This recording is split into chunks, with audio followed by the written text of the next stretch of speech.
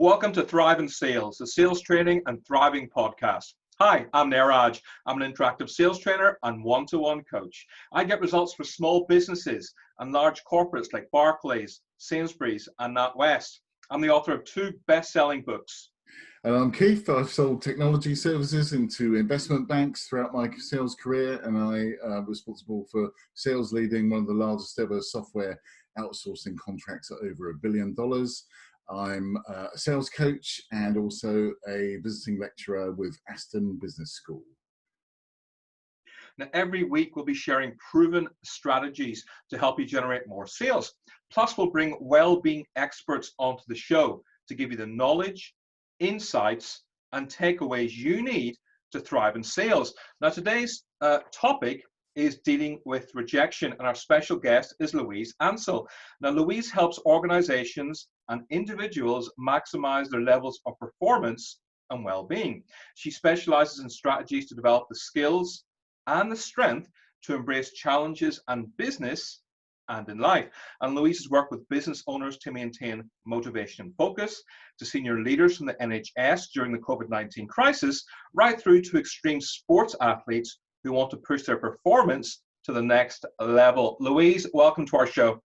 Hi there. Thank you very much for having me on. Absolute pleasure. Well, look, I've had 2 kind of big rejections this week, and rejections play a massive part in not just sales, but also business as well. I've had a client who I've known for several months and done business with suddenly go quiet for no reason at all. And I've had another client who I've been speaking to for several weeks now, who's used money or lack of money as an excuse to do nothing. So I guess the question is, why does rejection feel so tough for her? I think it's an interesting one, Neeraj, because we experience rejection in loads of different ways throughout life. So we experience personal rejection, say on the dating scene or when a relationship breaks down, through to in the sales context, such as yourself. And on every level, it feels tough. And if we think about it, we're actually social creatures. We thrive on connection with other people. And from an evolutionary point of view, in very simplistic terms, having connection with other people and having other people like us in some way is actually a protective element for us. Whereas when we perceive somebody not to want us in some way, in a very basic level, it might mean that we're in some way in danger. Now, that's from an evolutionary point of view. Now, our brain can often interpret it in very similar things, similar ways now, in terms of our emotional responses kicking into gear. So rather than it being a rational process, we actually interpret it very much about ourselves as opposed to what's going on with the other person. So, for example, the client that you said about that, has, for no reason has stopped working with you, it's easy to then interpret that as something to do with you, as opposed to something that's going on with that other person. So we like the connection. We want it there. We want people to like us. That's perfect. It is often to do with the other person at times. I think people don't realize that at times, even though as a coach, I should know these things. Sometimes you're so close to something, you don't see it. So what are the kind of strategies we can use? Because when you get rejected, different times of year affect you more. Summer, you're always going to get rejected more. 2 weeks before Christmas, first month of January, you're going to get tons of rejection. During COVID-19 lockdown, so many clients have had no budgets or limited budgets, and it's made it much more difficult. So the levels of rejection have been so much greater among so many people. So what are the strategies we can kind of build our resilience to that rejection? What can we kind of do to not protect ourselves, but better deal with it? I think it comes down to mental preparation, actually. We're often quite good at visualizing sort of what we want to happen from something. So we'll visualize, okay, we're going to pick up the phone, we're going to make that sale, it's going to go through, it's going to feel great. What we're less good at is actually thinking through how we best put ourselves into a strong position, but also what we're going to do if actually the outcome isn't as we want it to be. And it's actually really important that we do that mental preparation, partly because if you're actually in the situation where somebody is rejecting you, the emotions are engaged at that point. And that's when your rational thought processes don't come as quickly. Whereas if you actually prepare beforehand, you can actually go through the rationalization process. So strategies such as actually thinking through all of the different reasons why a client might reject you. And it may sound really negative, but it actually prepares you and opens your mind to the fact that there's very different perspectives on the situation.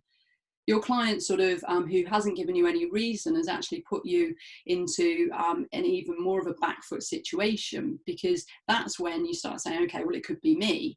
What am I doing wrong?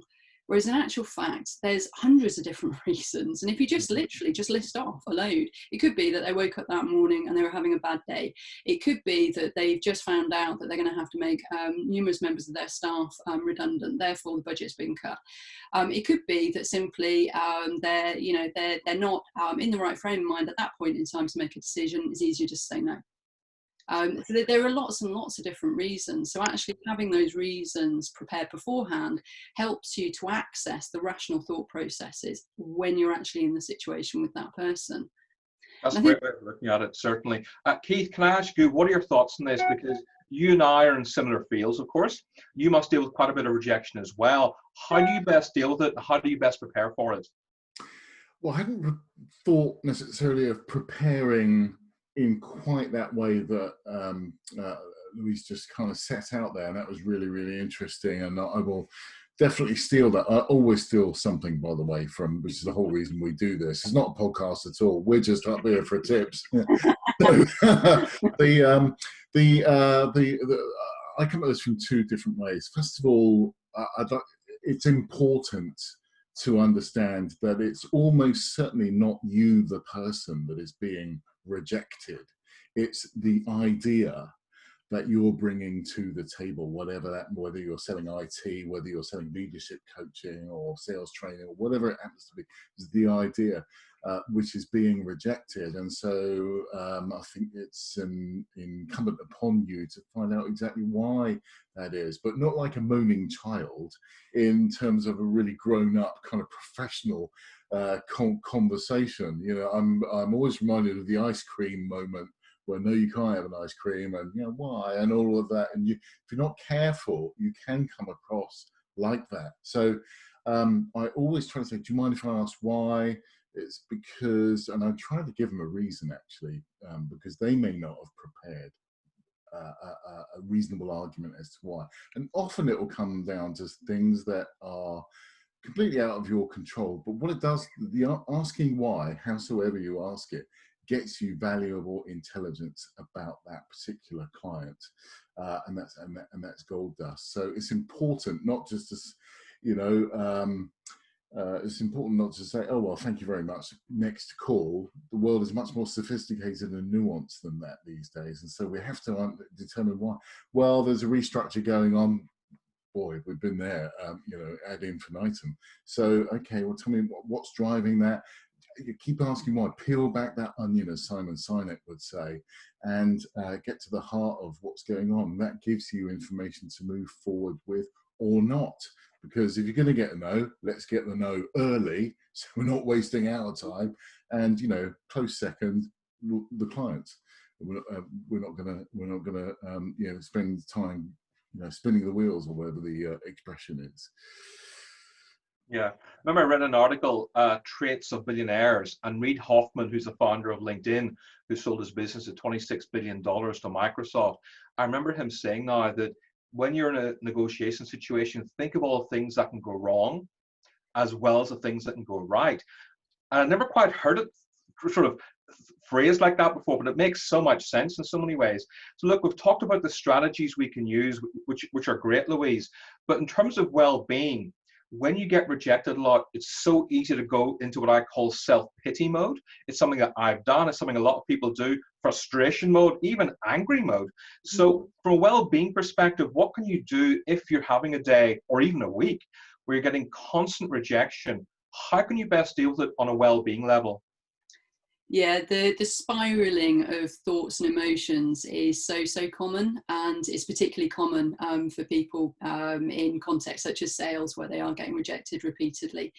I think one of the key mistakes that people make is actually to keep going immediately. And that might sound a little bit odd, but at the point that you experience a rejection, rather than putting down the phone, picking up the phone onto the next client, is actually taking a moment, say, okay, coming back to what Keith was saying, what can I learn from this situation? Can I change it, or do I need to accept it? So you process that first, but then you say, okay, right, now switch gear. So use the power of your physiology. That's the very first thing I'd say. It's the most powerful tool we have to quickly change state. So use your physiology to change state and think about what's running through your mind at that moment, because absolutely guarantee that once you're in a negative mind state, you will have certain words and phrases that are actually contributing to the negative state. Yeah. Catch those words, change them. And the final thing is think about what you're focusing on. If you're in a negative state, I absolutely guarantee you'll be thinking about yourself in some way. Switch the focus. Say, okay, the focus now becomes on other people.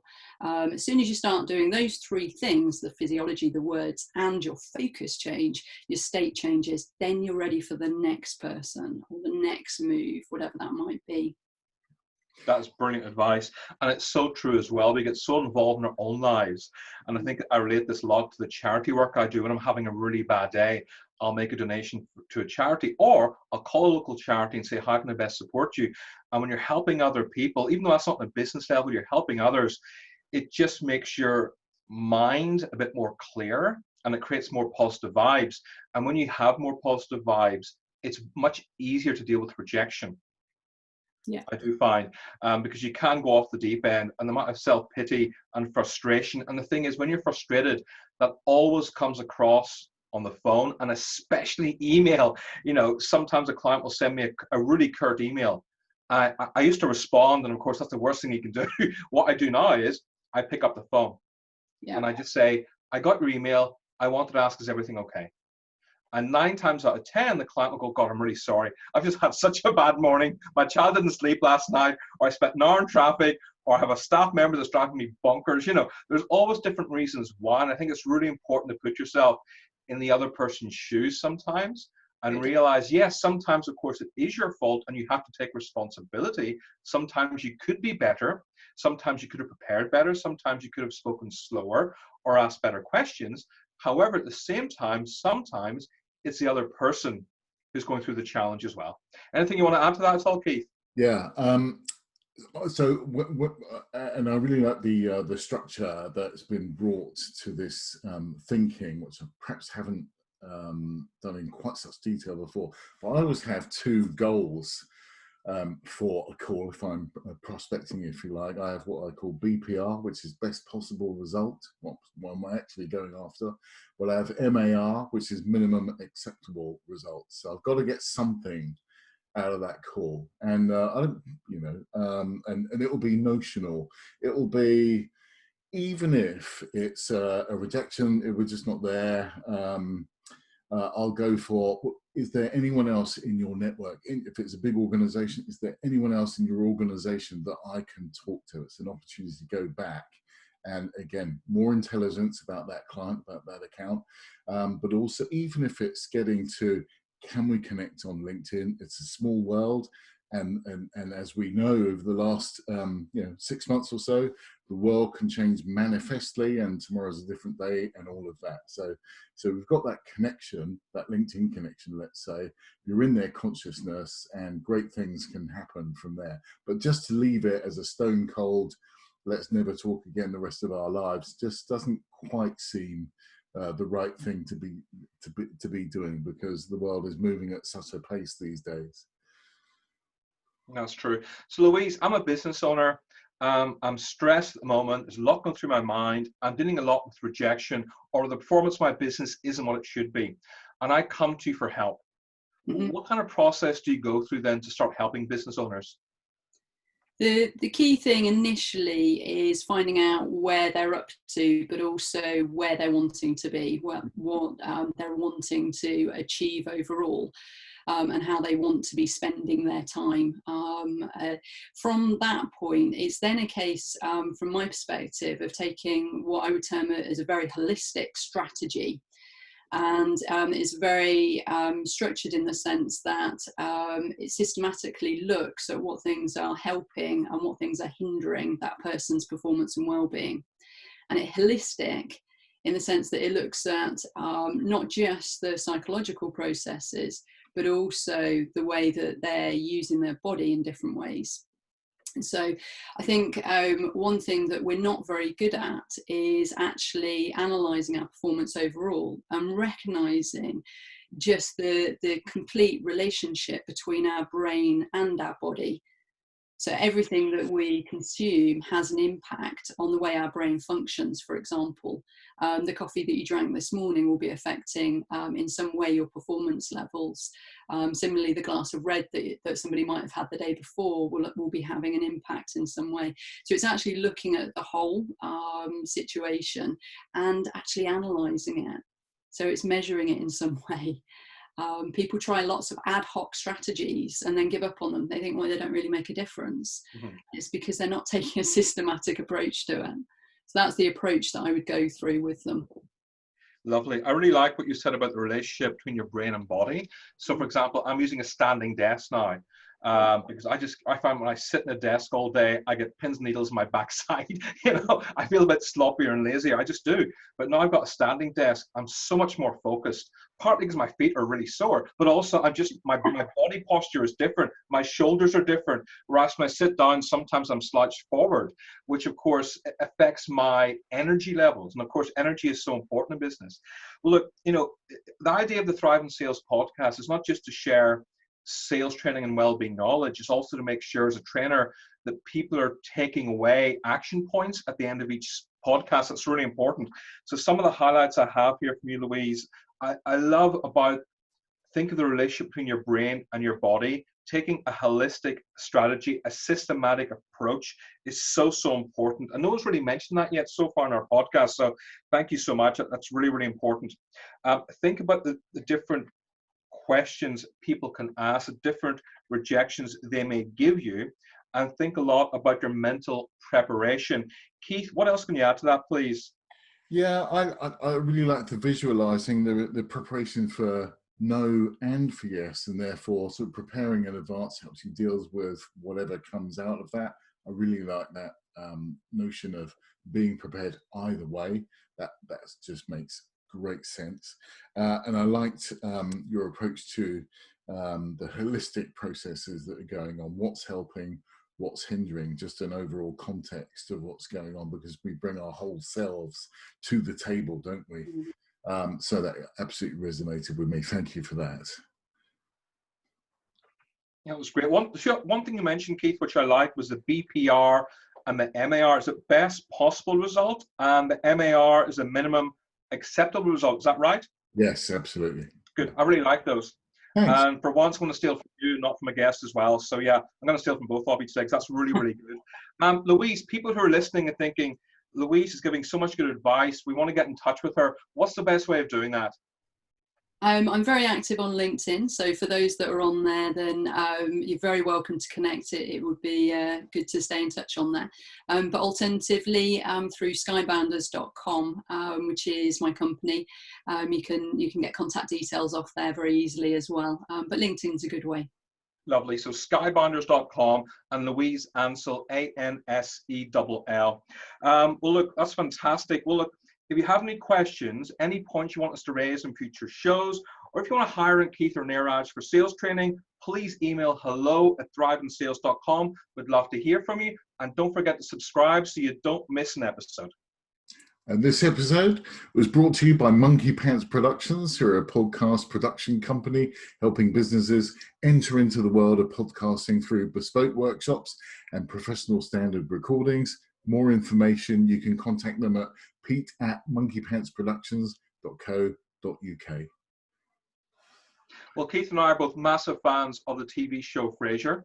So until next week, we are wishing you good sales, mental health. We never get that in sync. One day we will. Louise, thank you so much for being on our show. Everybody, thank you so much for listening in. We will see you next week. Thank you. Thanks, everyone. Bye now.